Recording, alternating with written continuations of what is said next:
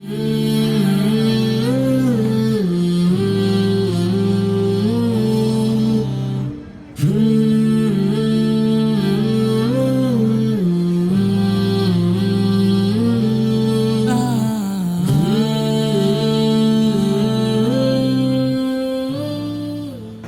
قسمت ہیں وہ لوگ جو غریبوں کا خیال کرتے ہیں. میں تسبیح خانے کے دروازے بھی پڑھا ہوں, اور خوش قسمت وہ لوگ ہیں جو غریبوں کا خیال رکھتے ہیں.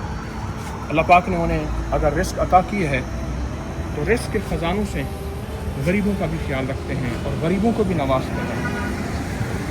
وہ اللہ کی عطا کی بنیادی طور پہ اللہ کی عطا کا شکر گزار ہوتے ہیں کہ اللہ تیری رحمت ہے, تو نے عطا کیا ہے. تسبیح خانے کی دیواروں کے ساتھ ماشاءاللہ جانور بہت زیادہ ہیں, یہ تھوڑے ہیں, اور بہت زیادہ الحمدللہ تسبیح خانے کی قربانیاں غریبوں تک ایک ایک دروازے تک گوشت پہنچانا باعزت اور باوقار طریقے سے. اللہ ہمارے جذبے سچے کر دے اور قبول کرے.